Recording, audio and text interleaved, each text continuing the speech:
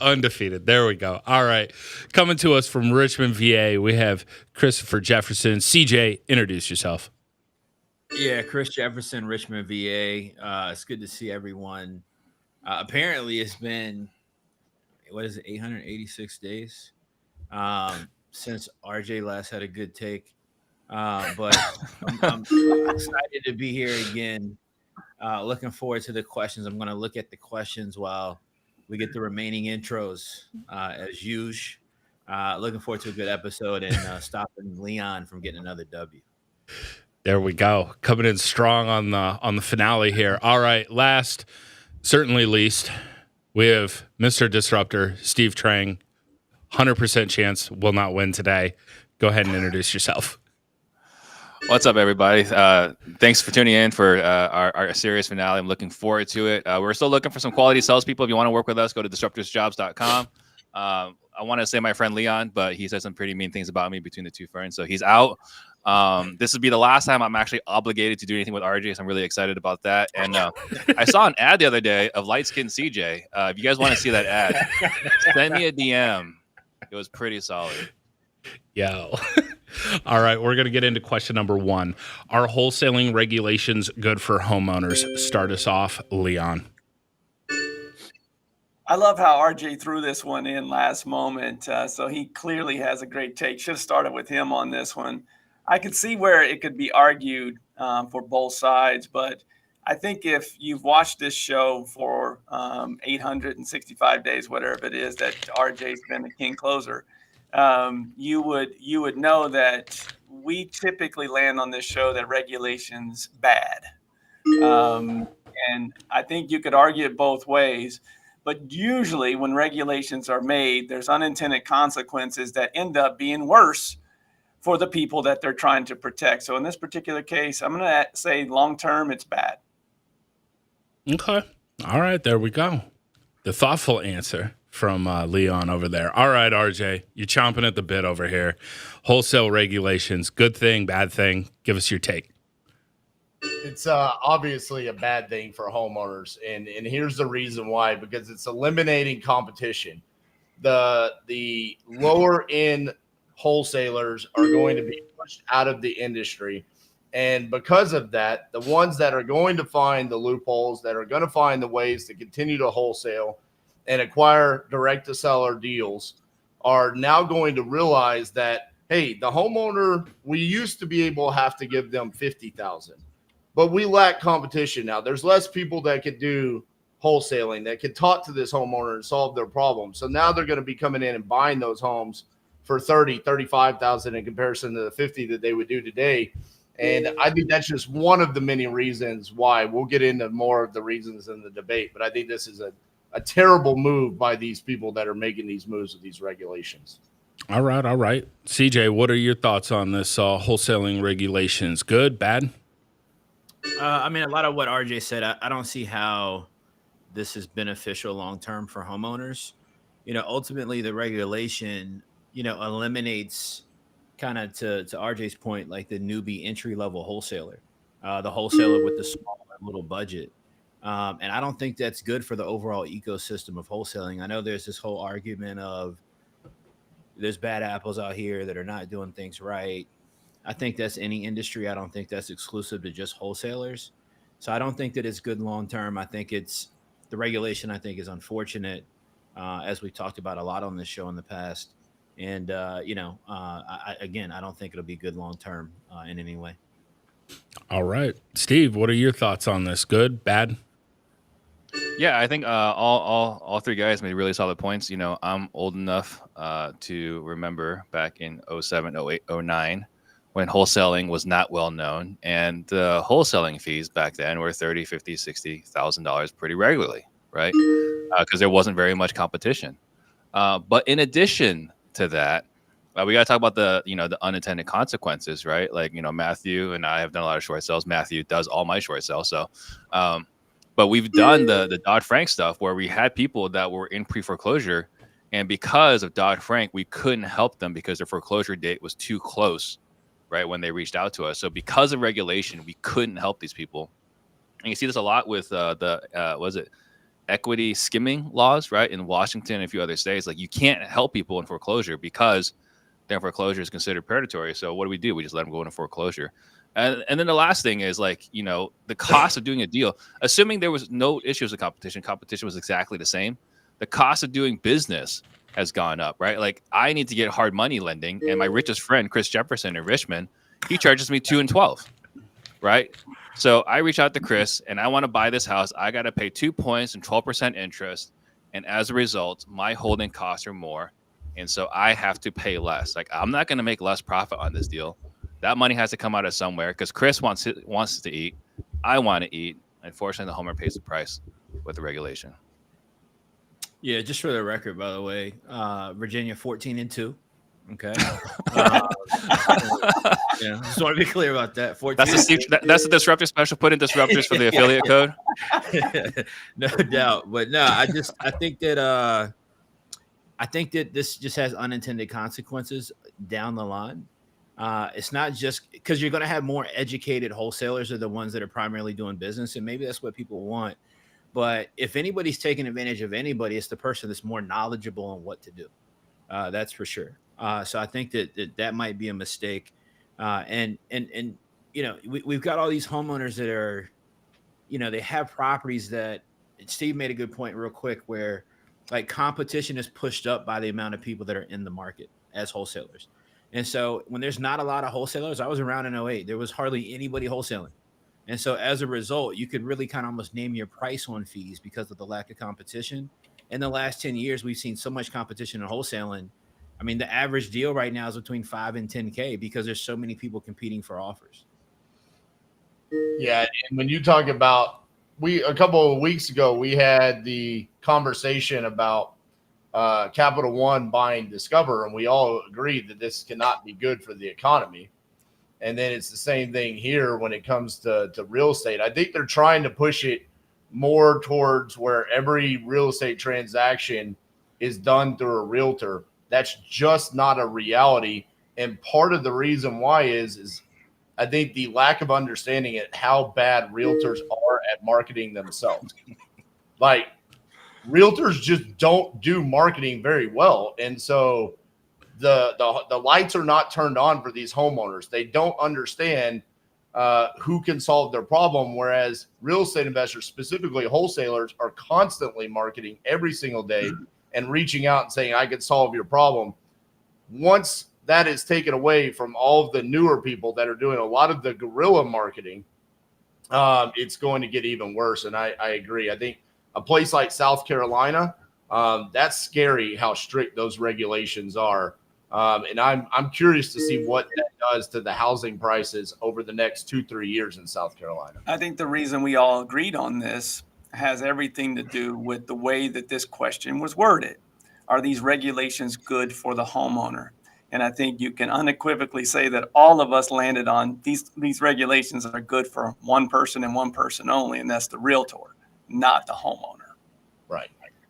But is it even good for them? I don't think it's even good. I think it may be perceived to be good for agents, but ultimately, right? Like, there's this whole conversation right now that's happening with agents where people that have properties or listings that are under $250,000 in most areas, realtors don't even want to touch them, right? Because they don't feel like there's enough money even on it for it to make sense and be worth it for them. So when you start talking about having to go in and coach somebody through, you know, finding the appropriate buyer and different things like that in networks that most realtors don't actually have. Most realtors don't have vast investment networks. I can tell you the awkwardness as showing up to some of these houses as a realtor in your Tesla and the property is worth 40K. It's awkward. But let's think about this, okay? In South Carolina, a $30,000-$40,000 property is a very common price point. Okay. Majority of end buyers do not want to buy properties off of the MLS. They want to go direct to seller. And one of the benefits of being in a non-disclosure state like South Carolina or Texas or something like that is if you buy it off market, there's no way to track what that property was bought for. So these properties that are listed on the MLS, there's a smaller buyer pool for them. There's a reason why wholesalers have the kind of market share that they have. And I see a lot of realtors struggling with these distressed property listings that they're going to get, and then realizing, holy cow, my buyer's pool is not as big as I thought it was going to be. This is a whole new business, and I actually have to work to try to sell this property, which majority of the time they don't even do that. Majority are At off all. market. I'm sorry. A majority of those properties. I mean, that doesn't sound accurate. It could be. It just doesn't sound right. What do you mean? I mean, I would think that still a majority would still sell on market. Would they be sold well? Probably not. But I would still think a majority would be sold on market, because the off market, even though is well known today, or is much better known today, I would still not consider it mainstream, right? I'm talking about distressed flip properties. Yeah, if we're going to be real, I mean, I've listed, before Novations was a thing, we're doing a ton of wholesaling, right? And if you list properties on the MLS that are in distress, like RJ's saying, one thing is for sure that you'll know. The only person that buys them, will you make a lot of money from selling them? Sure. But the person that buys them is the armchair investor. It's not the seasoned, well-educated investor that's looking for a really good deal. It's the guy that's like flipping his first couple of houses, or doesn't fully know how to understand estimates with repair costs and things of that nature. And so once that segment of people leaves the market, the deals are going to continue to take place, wholesaler to wholesaler, really, or wholesaler to end buyer. And what happens know. when the MLS is flooded with these deals because wholesalers are no longer selling them off market because they're not allowed to? I don't think that's gonna be a big deal. I mean, at $30K, you can't get much lower in pricing value. So Yeah, you can. Hold my beer. I can show you. Leon's bringing back affordable housing over there. Well, watch him. Watch how he's just going to go ahead and bring it back. All right. Between Jimmy Vreeland and myself, hold our beer. There you go. Lower than 30K. You guys will bring it back. All right. Good discussion on that one. Question number 2. Earlier this week, BlackRock CEO Larry Fink commented on the retirement age and how today's standard of retiring at 65 stems from the Ottoman Empire. No one should have to work longer than they want. What are your thoughts on BlackRock CEO's retirement comment and overall work-life balance? Let's start with RJ. He has great work-life balance. Go ahead.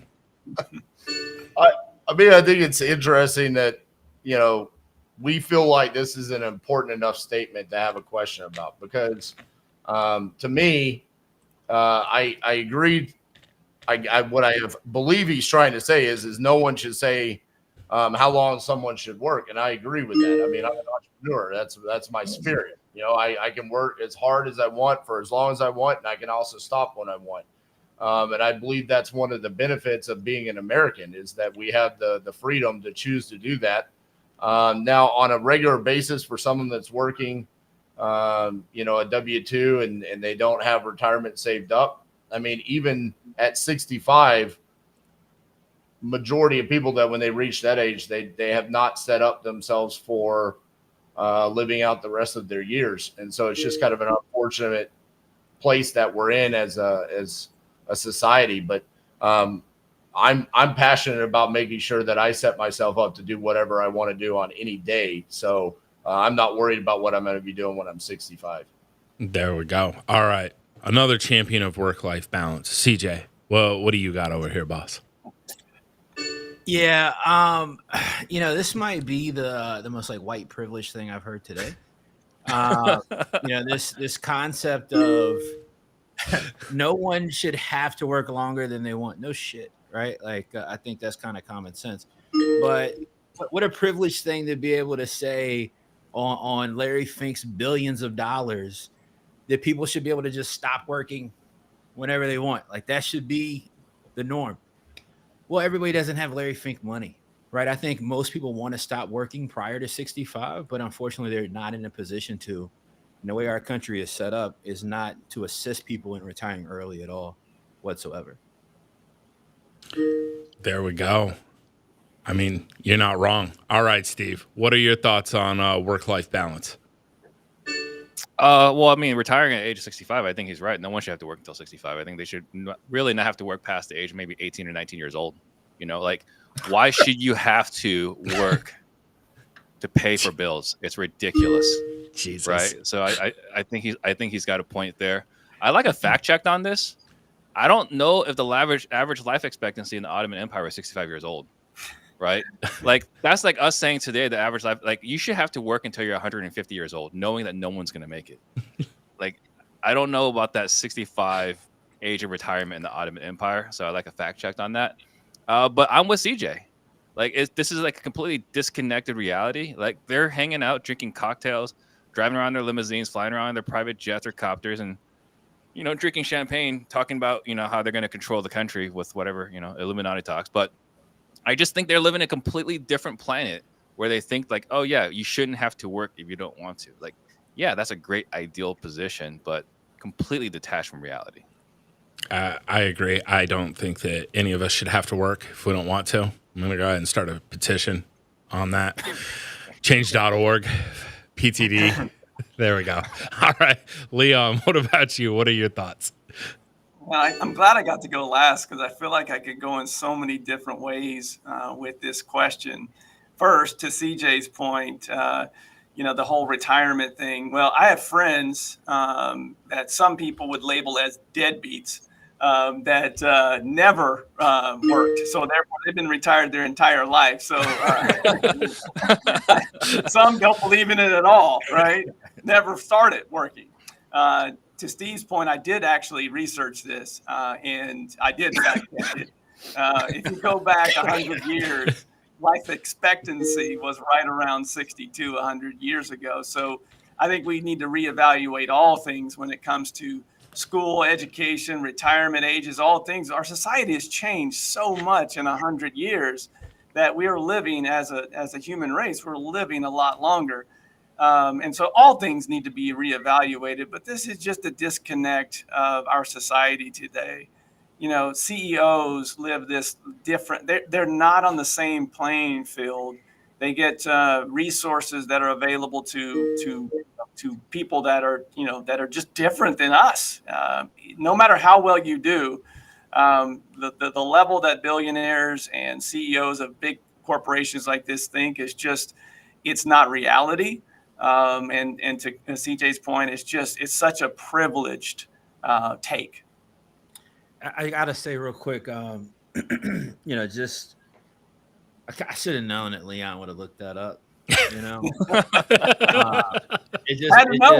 Nah, I think it's great. It just reminded me of my uncle, man. Every time I bump into him at a family function or something, you kind of got to brace for him sometimes, because he's like, anything you talk about, he's got like some like educated source that he's citing, like to confirm it. And so, I like that. It just took me back. Well, it's great because we want to have we have the whole entire spectrum here. We got the overeducated Leon, and then RJ. Jesus. Listen, back to the question. One point that I want to make here is we all are well connected inside of this industry, and we've gotten to know people that we watched come from nothing to now where they make more money than they could ever spend in their lifetime. And for me, the problem that I have with these types of questions is like with CJ, he said, people are not set up in today's society for retirement. Well, the opportunity exists. Is it really society's problem that they don't capitalize on the information that exists out there? Yes, it is. Society's problem. Unfortunately, yes. It becomes we have our to problem. foot the bill for it. It becomes that's our why problem. we pay taxes. No. I'm saying I'm approaching it different. I appreciate y'all's answer, but I'm saying CJ is coming where it's like, no. These people, they don't have a choice. They don't have an option. The information is not readily available for them. The information is available for them to go change their lives and set themselves up for retirement. I don't think they're necessarily in the right headspace for it, right? I agree that all the information that you need is out there, right? More so than ever. Right, but the information alone is not enough, right? There has to be, we've talked about before, like the belief, the conviction, to think like I am worthy of it. Like there's all sorts of garbage between their heads that's been programmed into them. they're not even like aware necessarily that this is available to them, right? And then there's something I had Antonio Edwards in my office a few weeks ago. We were talking about like there's certain places where like if you're trying to be successful, they're like, why are you trying to be different, right? Like you're surrounded. Bucket of Like, crap. you think you're better than us, right? Like it's easy for us to say with our opportunities available to us, education we had and the upbringing we have, but there are some places where like you being successful is like held against you. Well, and that 100%, but being successful isn't even easy. All right, like especially if you're talking about financial success, that's not like some like easy feat. Like, hey, I'm just gonna go read a book, and I'm gonna be successful. Like, there's a lot of variables that exist in that being able to happen for somebody. Like, and it starts at a baseline of somebody having access to resources. Like, I live in Richmond, Virginia. Leon can look this up because I know he will. Right, like there's been for as long as I can remember. I'm 37. As long as I can remember, there's been a systematic issue here of inner city schools having access to like just bare minimum resources in schools, right?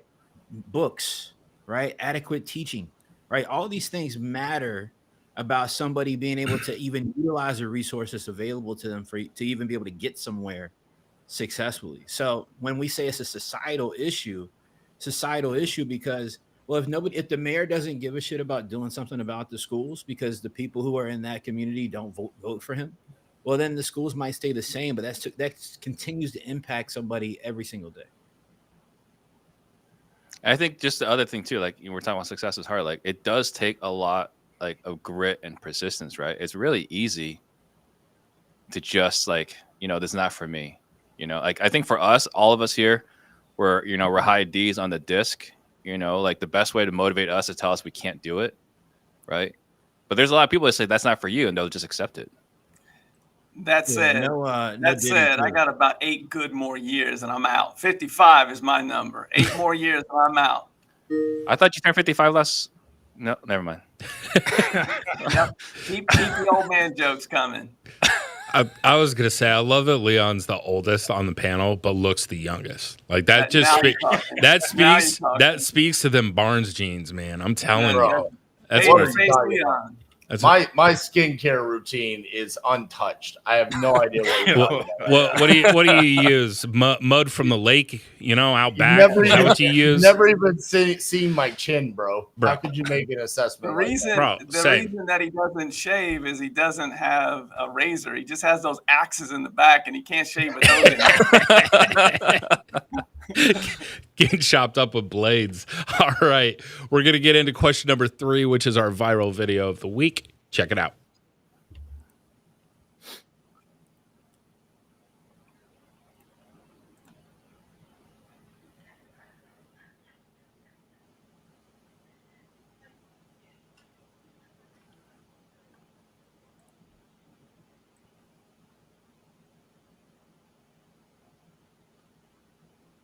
All right. This Monday, a solar eclipse could be seen in the continental United States, with many believing the world would end that day. Clearly, it did not, but okay.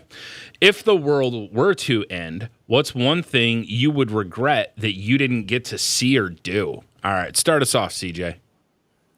It's one thing that I would regret that I didn't get to see or do. I would just regret not having more free time. Yeah, I mean, I don't know that I've got a ton of regrets, and well, not that I don't have regrets. I don't suck, like sit in those regrets. But having more free time, man. I mean, we talked about a minute ago about work-life balance. That's something I certainly struggle with. I like to work, but having more free time, feeling like I had an opportunity to, sit down, put on my favorite titanium hockey jersey, Solid. Put some black eye tape on in the living room, grab my favorite hockey stick and just for a day, once a week, just act like I'm a hockey player, man. Something like that. Wow. All right, Steve, what about you? What regrets? That I never got to dunk on CJ, he keeps calling himself Baby Braun, right? He keeps telling everyone he's Baby Braun. Right? He's little Brawny over here. And we never got to do it because he's too damn busy working. So I always say that's probably it. That'd be number 1. Number 2, close second. is having Donald Trump on Real Estate Disruptors. Like that's been like, who's your number one? If you can make happen, it'd be, I think, Donald Trump. I think we might go viral with that episode. So that's a close second. So, if someone could just reach out to him on True Social, I'm not on that thing. Someone could reach out to them on True Social and tag him and Real Estate Disruptors. It'd be much appreciated. So you stopped requiring HUDs for coming on the show, I guess. I'd be willing to make an exception for someone that owns towers named after him. Has licensing agreements with. I got you. Yeah. Hey, I think he might bring a couple of viewers to the show for sure. Oh man, there we go. Maybe RJ can make that happen since he's got like 42 pairs of 45s over there. RJ can make it happen. All right, Leon, what about you? Any regrets? First of all, am I the only one that thinks that these eclipse and these type of events are so overrated? Like I heard people talking about yesterday how this brought the world together. Eclipse. I watched outside of my window and went about my day. I don't understand why these things are such massive events unless you work for NASA or astrophysicists or something along those lines. For me, I guess it's pretty simple and probably a little cliche. That free time that CJ mentioned earlier, I absolutely wish I had more time. And with that time, I would travel the world a little bit more. I've been very blessed to travel a lot, especially in this country. Seen a lot of this country. I think I've got 7 states to go until I knock off all 50. But I haven't seen much of the rest of the world. So that would be a regret if the world had ended on that very special eclipse day earlier this week. All right. So we know Leon G. Barnes is not a fan of the eclipse. We're not inviting him to the next one, guys. It's not going to happen. All right, RJ, what about you? What regrets do you have? Yeah, I'm going to disagree with you, Leon. I know you're down there in Florida, but man, here in Texas where we're located, we actually got the 100% total eclipse, and it was one of the most amazing things I've ever seen in my life. For a minute and 40 seconds, it went completely dark. You could stare at the sun. You could see planets next to the sun and the moon. It was unbelievable. Honestly, it was one of the coolest things I've ever seen in my life. That being said, if the world had ended, what would I regret? Honestly, I've done a pretty decent CJ. Dude, CJ's just absolutely losing it.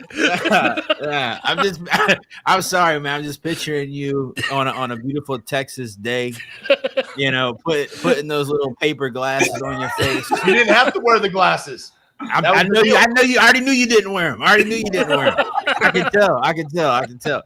And you just looked up at the sun. And it's probably, man, it might be the best minute 46 seconds of your life. It was a double rainbow moment for RJ. Yeah, it was unbelievable. That's all I'm gonna say. All right, what would I regret? I've tried to work on this, but I really want to make sure that everyone that I have been in contact in my life truly knows how I feel about them. So I'm going to be doing a better job of making sure that everyone knows exactly how I feel about them. And really, I'm going to start off with CJ. Hey, CJ, you're fucking annoying. I've really despised every Thursday afternoon for the past 2 years. And yeah, man, it's going to be great not seeing you anymore. No doubt. Up until that last part, I was like, wait, hold on. I know. Last show, different RJ. He actually was, he talked about how much he loved the eclipse. By the way, you've got a full invite 20 years from now. If that's your thing, it's coming through Florida in 20 years. So you have a full invite to come down here and watch, I guess, and it's 4 minutes long this time. Woo! Oh, dude, I want to be at Universal Studios when it happens. That's probably the best place. Central Florida is going to be the best place in 20 years. Yeah, so I definitely felt unified. I don't know what Leon's talking about. I definitely felt unified during the eclipse, right? I was just nothing but peace and harmony in my heart during that eclipse.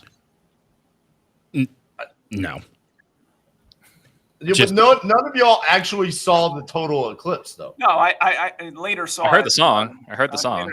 Later saw it on the internet. It was pretty cool, but not a big, life-changing event.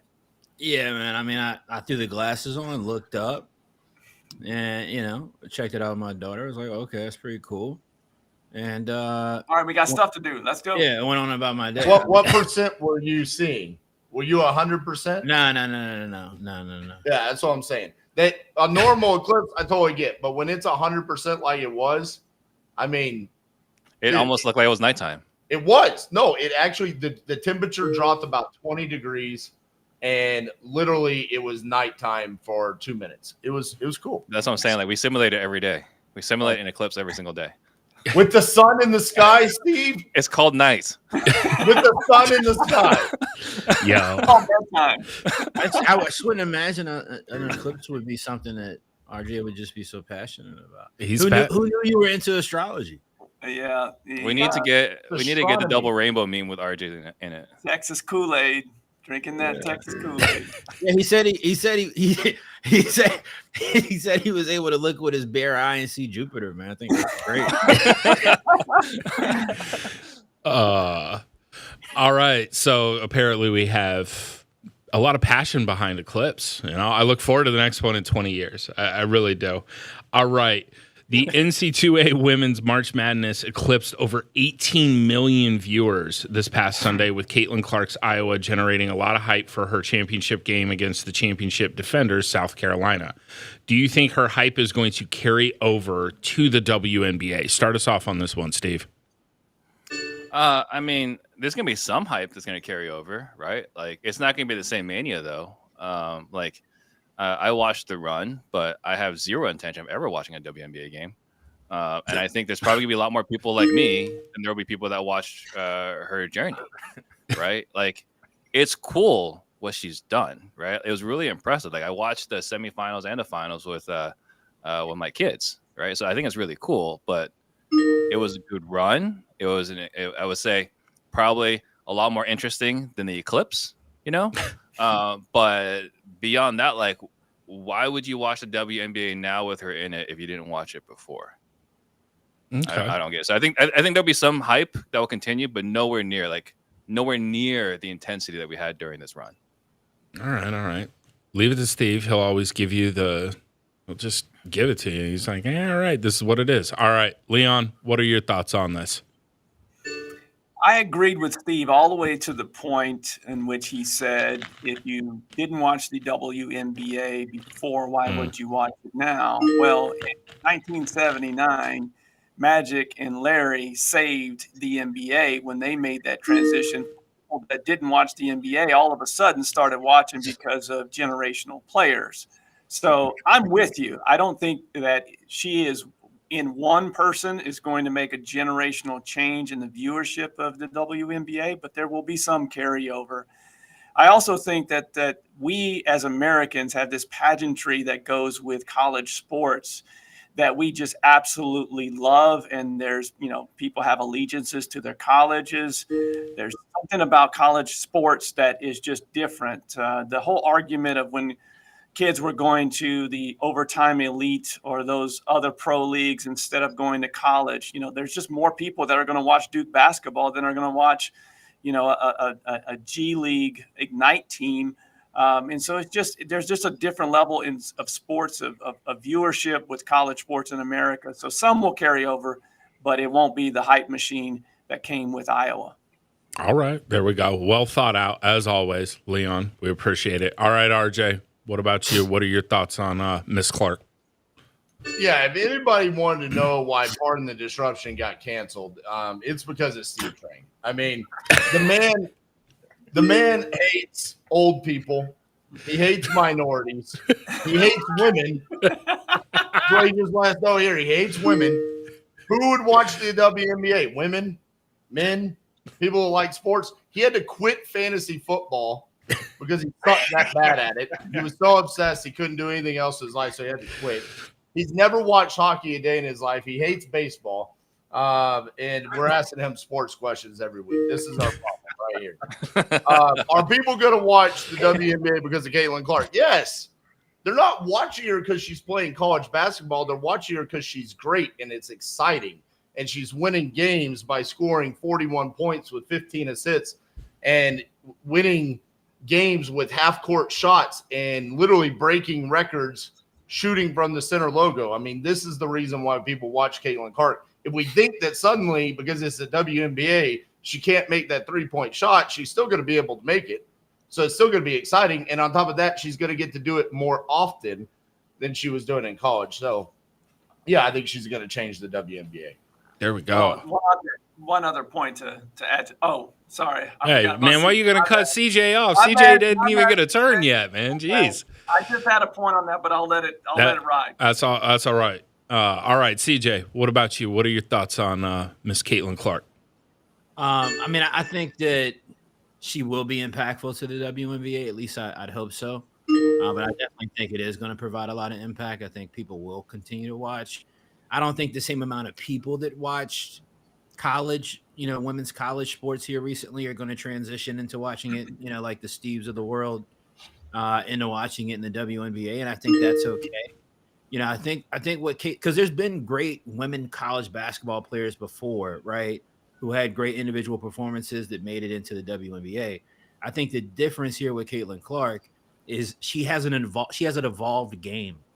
She doesn't play, like the women's basketball we're used to watching and not liking, right? She plays a very competitive, speed-like game. She plays like Curry, literally, if you watch these shots that she's sitting there taking. So I think what's going to happen is I think that there's going to become more women that come into the sport while she's in her career, right, that have that style and level of play that she's been able to motivate and inspire.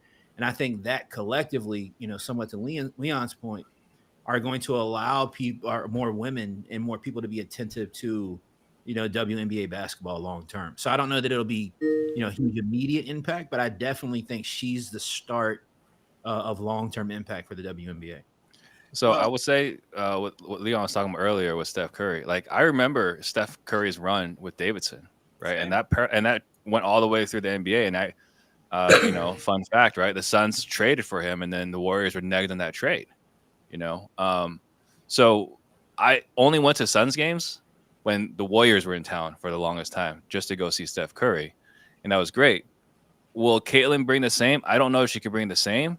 But another thing, too, to Leon's point about Magic versus Bird, I think if Paige Bucher, I think is her last name, I think if she came out at the same time, you'd be more likely to have that Bird versus Magic effect. But it's just going to be Caitlin Clark. I mean, I don't think Angel Reese brings that same amount of passion. Talent, I mean, we've talked about this before. If you go back, we've talked about the NBA and the amount of young talent that's in the league. And I've watched more NBA in the last few years than I've watched in a long time, just because of the amount of young talent that is in the game. So Caitlin, along with others, playing at a different level, as CJ mentioned, I think this is all on the WNBA at this point. This was the point I was going to jump in with earlier. It's so important that right now, that the hype continues. The WNBA has to. It is on their shoulders right now to take full advantage of this Caitlin wave, because here's the thing that's different with the WNBA. They get drafted this month, and they start play this summer real soon. So she's going to be playing in the WNBA for Indiana here in a couple of months. So it's on them. Like, she's going to bring the game. They have to make sure that they really promote not only her, but all the young stars in a short amount of time, because it's a quick turnaround for her. And what's unfortunate is she's not getting the fanfare from the WNBA, right? That's what's disappointing, right? Like, what do you mean? Diana Taurasi's like, yeah, she's done well in college, but it's a different level in WNBA, right? That's good. That's good, though. Diana Taurasi, what she said is sparking a debate that now makes the first time Caitlin Clark goes and plays against Diana Taurasi. It's an interesting, okay, is this a grown woman's game? Is the game really that different than college? Let's see if she backs up that trash talk. I think that's good. It's really good for rivalry, no doubt about it. And you also have to remember, where did Taurasi go to school? UConn. And she's a hater. Yeah, Yep. She's a legend. She's a legend. She's a legend. But she's a hater because she's the old guard that I'm talking about that Caitlin Clark is moving out. Like Diana Taurasi was great. I remember watching her play, right? Yep. But she was a great women's basketball player. Nobody was arguing about her being able to compete with men in basketball, right? We're having that argument, people are having that argument rather about Caitlin Clark. So I think, again, what Caitlin Clark really is bringing to the table is, Steve, to your point, actually, right? That Davison run that Steph Curry went on was magical. All right. And it did carry over to the NBA. And what also carried over with it was and came into the NBA was Steph Curry's style of play. Right. And so now every kid in America has no fundamentals whatsoever because they want to be Steph Curry. Right. I think you're going to see that same type of impact happen with Caitlin Clark, because girls who are in college right now athletically, girls who are in high school right now athletically, they are going to want to be able to play that type of competitive basketball that they see with Caitlin Clark. And I think that's going to be really good long-term for the WNBA. We've seen this in the NHL. I know none of you are hockey guys, but we just saw it this past year when Connor Bedard got drafted by the Chicago Blackhawks. It reinvigorated that entire city and the sport of hockey for Chicago. And then all of the kids are obsessed because of the talent that Connor Bedard has. They don't care if the Blackhawks win. They care about seeing the style of play that he has. And every time that guy goes to a new city, I went to the Stars Blackhawks game, and before the game, during pregame warm-ups, multiple sections were filled with kids to just watch him warm up because they are so excited to see that level of greatness that has not been in the league prior. I think that's what you're going to see with Caitlin Clark is that just the things that she has done, no one else has done, like the level of Steph Curry. I think it's going to be great for the WNBA. I agree completely. And even if it doesn't transfer at the same level, the amount of – I'm not a girl dad, but, man, at times I wish I did have girls just so what the amount of impact that you see on social media that Caitlin's had, where little girls are driving from thousands and hundreds of miles away to see her play in person. It's just really, really cool and good for that sport. Exactly. I've never once thought about going to a Dallas Wings game, but I will promise you I will take my daughter to go see Indiana versus Dallas just so we can see Caitlin Clark. I think probably the question should have been is what's going to be bigger, the WNBA or NHL next year? Probably the bigger question. Again, this is why we're going off there, guys. Oh, man. We should start a new show that's just Steve and RJ debating that weekly. I think that'd be amazing. I'm here for it. All right. Our last question for today. We're going to keep it a little lighthearted here. And I'm going to be honest with you guys. This is probably where the championship is going to be made, is this last question right here. What has been your favorite moment on PTD? Start us off, Leon. So I was racking my brain earlier on thinking about all the fun stuff that I've gotten to know all three of these gentlemen during this show. First and foremost, I think we've talked about this before. Coming into this show, I had never met CJ and I'd never met RJ. And it's really cool to meet somebody on the show and become friends. It's also really cool to have a friend that you do the show with that's now no longer a friend because of this show, and Steve. So that's really cool. Steve, I kid because I care. I think the most memorable moments that stand out for me, and these are just a few, but RJ, the first time he put on that Viking hat and put on all his belts at the same time, I think about that often, actually. Somehow, some way, Steve was glossed on this show as light-skinned Steve. I don't remember where that came from, but I know that was one of my favorite shows that we ever did. And early on, I just remember this like it was yesterday. Early on in the show, for some reason, CJ couldn't figure out the camera. it was like looking at CJ through Coke bottles. I don't know what was going on, but we couldn't get audio right. We couldn't get it. Somehow he kept winning. We couldn't see him. We couldn't hear him, but he kept getting victories. So I think if you go back, CJ probably has the most victories of anybody. So I think about all those things, and I'll miss it for sure. There you go. Well thought out from Leon. Bringing the laughter today. Yeah, we definitely miss CJ when he was on that Netscape dial-up. We do.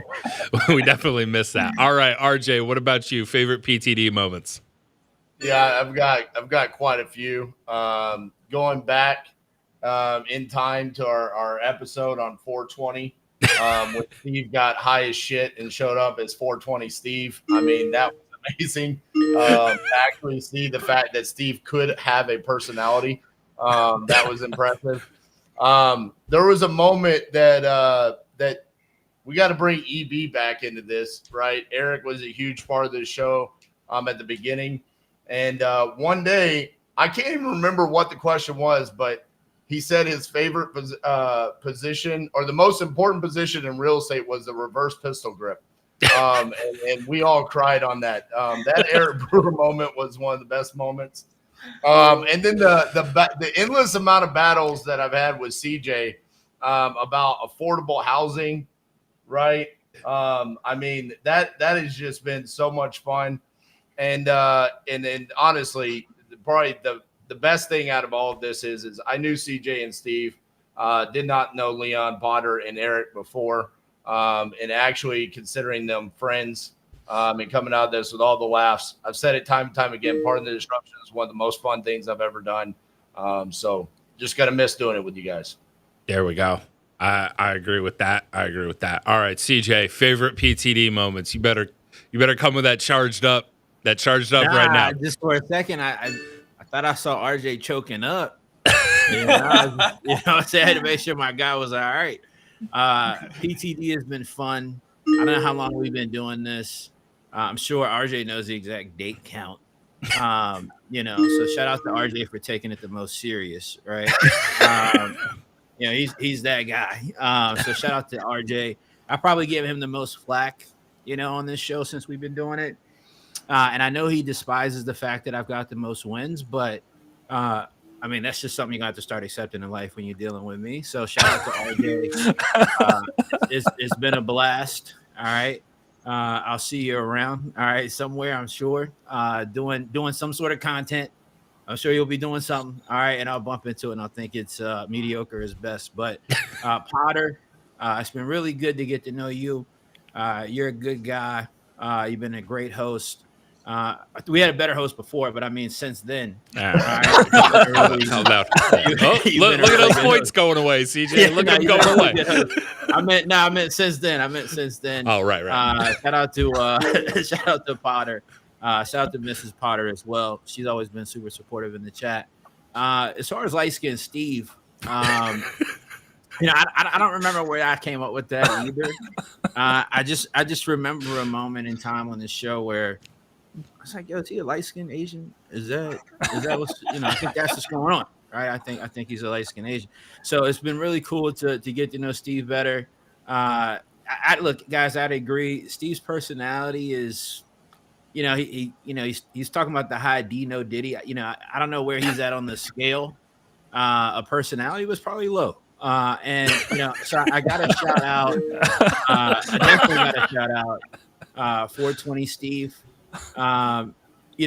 Steve, and not Steve, I say this as a friend, or as Steve always says to me, I say this respectfully.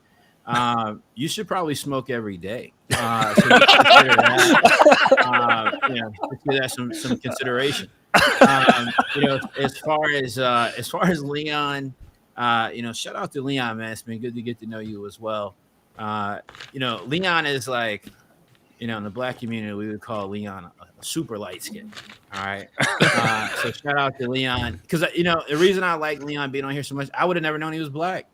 Just never would have known. So I thought that was really good to be able to find that out about Leon. Most informed guy on the show. Leon, it's appreciated. The research, the time and dedication that you put into this thing. But look, man, I've still won the most episodes. I never look at the question. Why do you keep saying that? Don't look at that. I never look at the questions until right before the show starts. But there's something to be said about being informed all the time, right? Not just when you got to do something. So shout out to Leon. Shout out to the guys in the back for just, and I say this very respectfully to all the guys in the back, to starting this thing on time. All right. Generally speaking. Wow. I know there's times that I show up. Wow. And you guys aren't ready. All right. What? And I've given up. I've given up in a couple of additional minutes that I could have used in my last meeting to come wait around on you guys in the back. So shout out to all of you guys and all your hard work. It's sincerely appreciated. And EB, I do miss seeing the top of his head. For all the flack I've gotten on my camera early in the show, the fact that EB, he's got all this money. I look at his Facebook. I don't see he spends all this money. He's got like kids. He's like building a gym on his house and like buying all these cars, and he's got like 86 employees. And it's like, did nobody tell the guy to move his camera into a reasonable position? So shout out to EB and for the Strattons and Jimmys and the Dean Rogers and whoever else is other Wensley. world. The Wensleys, the time that Pace kind of came on here but didn't. Shout out to them as well. Your contributions weren't helpful, but we appreciate you certainly taking the time. So PTD, it's been real. Much love as always. See you around, man. Hey, real quick before Steve answers, I gotta say something about CJ's answer there. Me and CJ were subjected to Pace's appearance / non-appearance. Yes. And I think me and CJ are the only ones that know about that answer. But, bro, he's literally the guy that came on PTD that just passed on multiple questions. Like, pass on that. You guys can take the whole answer. That's not how the show works, Pace. All right. Getting to Steve over here. Steve, most memorable PTD moments. There was that one time I think that RJ didn't mention that he won the Closers Olympics. There was that one time. Yeah. There was another time where we were talking about superpowers, and like this is the most informed I've ever seen RJ. Like he had like a whole dissertation on like all the superhero characters and their superpowers and how it applied to him. Yes. And how like he felt they resonated with him somehow. I think all those times where CJ got up in arms about affordable housing. I mean, I think we talked about affordable housing in like 30 straight episodes, right? Leon's constant disappointment in the rest of us.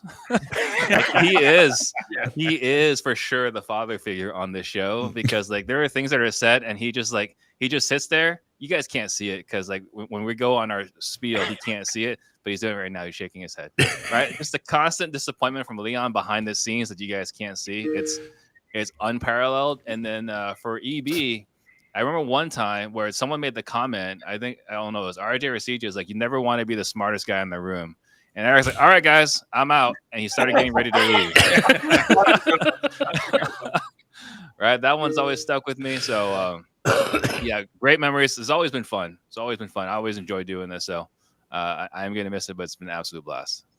Do y'all remember that time we did it live and we let everyone in the crowd vote who won? No. When you got one of those Trump votes. Yeah, you sat at the end and you got up and shouted into the microphone. Yes, we do remember that. Okay. Just making sure. Yeah. That was one of my best memories, is doing it in person. That was fun. Yeah, and he gave you another honorary belt there too. That was cool. That's right. Another good moment was this past Christmas when we asked the number one Christmas movie, and CJ said A Christmas Story. And no one that he didn't watch. He never watched that. Hey, yeah, he Never won that. watched He won that show because the Christmas Story is where it's at, bro. He's never watched A Christmas Story. He divulged that information after the episode, but he clung to his answer so hardcore, bro. Young Ralphie vibes. Shout out to Young Ralphie, man. Shout out to Young Ralphie, man. Another thing that stands out to me about PTD is the amount of knowledge that I found out about how much the world hates hedge funds and how all of us have gone somewhat viral with shorts and reels where we were saying hedge funds aren't the enemy, and then the world hated us. I actually think that's what killed the show is when we started talking about hedge funds. It was like YouTube just canceled us at that point. So, but no, lots of great laughs and moments with you guys.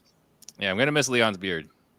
Yes. Yeah. Yes. I already was missing this, but I mean, I do miss like wood paneling RJ. Yes. You know, Back room, RJ. This guy's getting fancy, and I think he's Batman or something. Like I don't know what he's got going on over there. But wood paneling RJ, I think that's when we got the best RJ. That was the best Yeah. RJ. Yeah, Yeah, like we're down be a on lady, or don't be a lady, be a legend, RJ. Yeah, those are good times. We definitely missed that, RJ. Another good Eric Brewer moment was one episode. We were talking about something. Oh, we were talking about should you sue a seller if they back out of the contract? Oh, boy. And I said that doesn't really happen. And for a solid 7 to 8 minutes straight, Eric Brewer screamed into his microphone, RJ's full of shit over and over and over again. I actually thought he did not like me after that episode. He actually called me the next day and was like, hey, bro, I was just giving you a hard time. But that one right there, that moment sticks in. I have nightmares about Eric Brewer screaming. In his defense, though, he was right. He's not right. Nah, happy birthday, Steve Trang, man. There's also that time where RJ and Eric argued about exit strategy. I can't remember the exact debate. RJ probably remembers it. It was acquisitions versus dispositions and the difference between the two. And that was almost a full episode. Yes. I love that was the if I'm not mistaken, I think that was the episode that made EB not come back. I don't think we've seen him. I don't think we've seen him since that episode. When we text him the link and it says this number blocked to all of you, and none of us have seen him since. Oh man. Well, there Good you times, go. fella. Good times. There you What go. about you, Potter? What have been your favorite moments? I'm going to be honest with you. I have a lot of favorite moments from the show. I've talked to Nicole about it. This is effectively what I like to call my happy hour for the week. I don't drink. So, this is my break from work for the week. I have to say, and, not everybody sees the behind the scenes, and Lord knows I'm not going to release the transcript on that. But the behind the scenes of everybody coming together, literally like a family, that's something to me that I really love and have appreciated over time. I literally feel like I can reach out to any one of you guys and, with the exception of CJ during business hours, you're going to pick up the phone and you're going to talk to me. Now, if it's 9:30 p.m., CJ will pick up the phone. He's got no problem. He's like, yo, Potter, I got you. Some of my favorite moments, though, number one, all of the L's that Steve took. That's clearly one of my favorites right there. I love when RJ was talking about the Barbie movie, and Leon was like, look, if I can get a whole episode of RJ talking about the Barbie movie, like I'm all in. I love that one. I think it was one of the first shows, maybe second show that I did, where CJ was talking about putting the hand on a shoulder and having a respectfully conversation. That will go down. That will go down as one of my favorite moments in history, right there. And then, like I said, just doing it day in, day out, every week.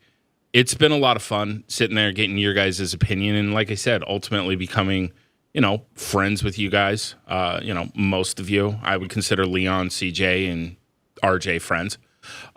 Steve over there, I think we're still friends. I don't know after this though. We'll see. But yeah, it's been a great run. It has been an absolutely great run. Sad that it's coming to the end. And yeah, Nicole just mentioned it. The respectfully, I'm not gonna lie to you.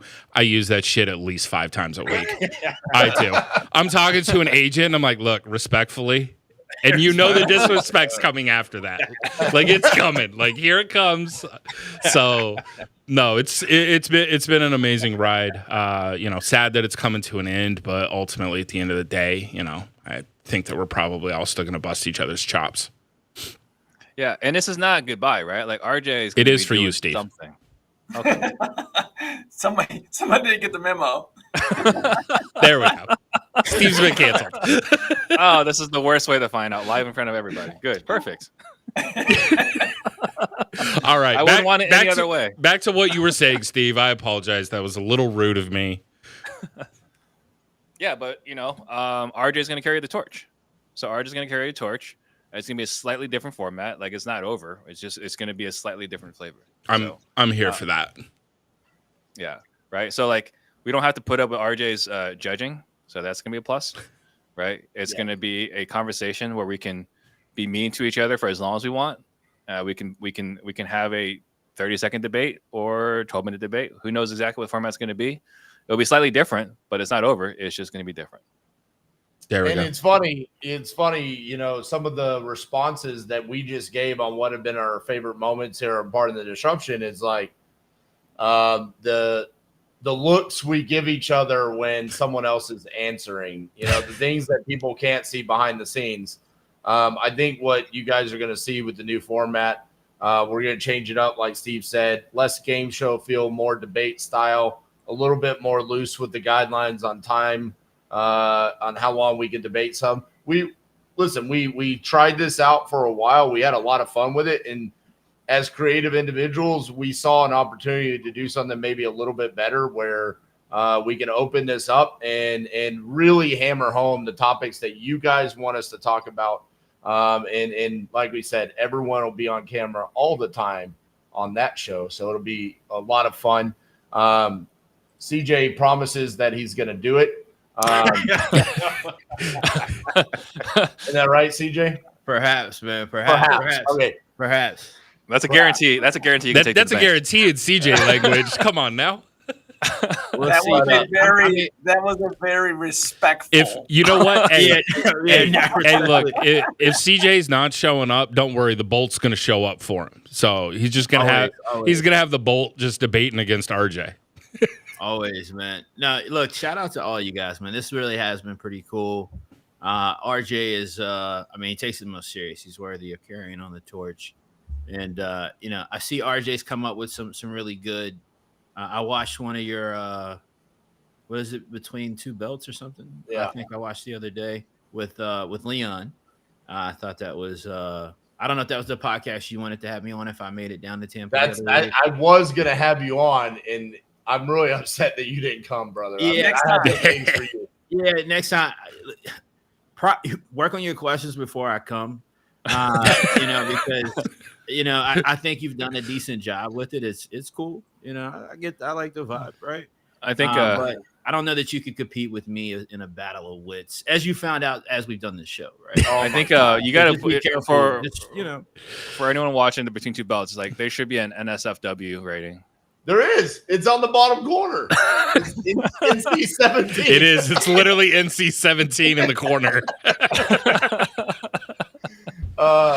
No, I all I'm going to say is now that we're done, I'm going to pay my VAs that have been voting for me this entire time to go do a recount on who's won the most PTD. I'm not standing for this whole CJ's won the most. All right.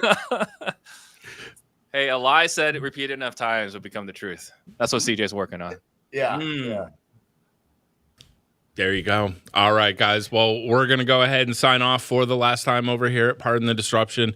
It has been real. We have enjoyed it. Thank you for being along on this ride, and hopefully you'll tune into RJ's new format that will be there. We'll figure that one out and go from there. We'll see you guys later.